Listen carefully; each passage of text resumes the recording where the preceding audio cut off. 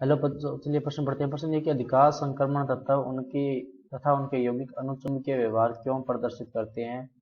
और अगला प्रश्न इसी में है कि उनका अनुचुंबकीय व्यवहार अयुग्मित इलेक्ट्रॉनों की संख्या से किस प्रकार संबंधित है। तो सबसे पहले बात करें अगर इस प्रश्न में मुख्य अवधारणा की, देखो क्या होगी। मुख्य अवधारणा जो इस प्रश्न में होगी वो होगी संक्रमण धातुओं या यौगिकों व धातुओं के चुंबकीय गुण। अब इसने क्या पूछा कि अधिकांश संक्रमण तथा उनके यौगिक अनुचुंबकीय व्यवहार क्यों प्रदर्शित करते हैं। क्यों करते हैं? क्योंकि उनके केंद्रीय परमाणु, जो कि सामान्यतः डी ब्लॉक का होता है, के पास अयुग्मित इलेक्ट्रॉन होते हैं। अब अयुग्मित इलेक्ट्रॉन है तो इलेक्ट्रॉन एक आवेशित कण है, आवेशित कण है जिससे एक चुंबकीय क्षेत्र संबद्ध होता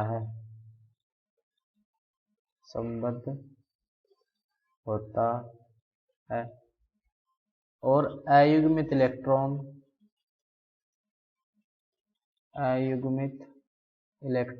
में यह चुंबकीय क्षेत्र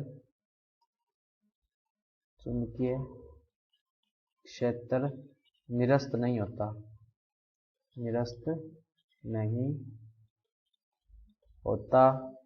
जिससे इनमें चुंबकीय गुण होते हैं। जैसे मान लेते हैं अपने कि ये एक डी ब्लॉक है, इस तरह से इसमें इस तरह से इलेक्ट्रॉन भरे में मान लेते हैं 500 में एक। तो इसमें क्या होंगे?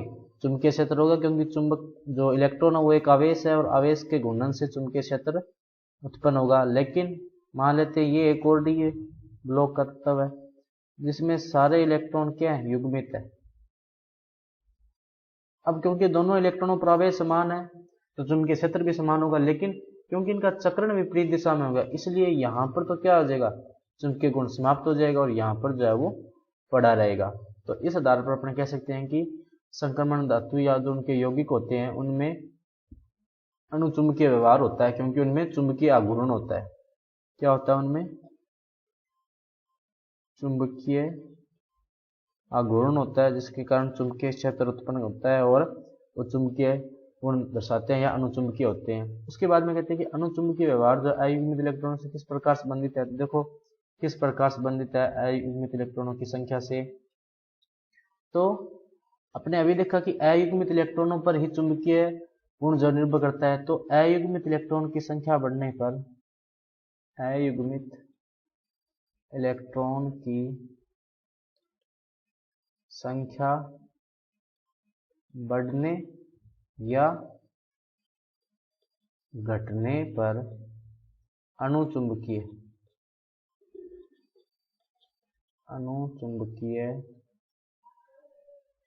प्रकृति क्रमशः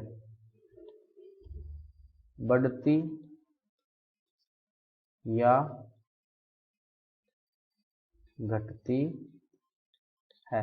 अगर अयुग्मित इलेक्ट्रॉनों की संख्या बढ़ेगी तो अनुचुंबकीय प्रकृति बढ़ेगी और कम होगी तो जो प्रकृति है वो क्या होगी? कम होगी। और इसके लिए जो चुंबकीय आघूर्ण का फॉर्मूला दिया जाता है बोर मैग्नेटॉन का, म्यू बी बराबर होता है रूट में n इंटू n प्लस 2, जहां पर n क्या होता है? अयुग्मित इलेक्ट्रॉन की संख्या।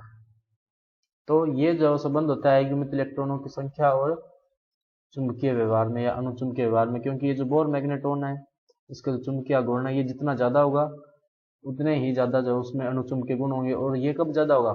जितने ज़्यादा अयुग्मित इलेक्ट्रॉनों की संख्या होगी। तो बच्चों ये था आपका उत्तर। मैं आशा करता हूँ आपको समझ में आया होगा। धन्यवाद।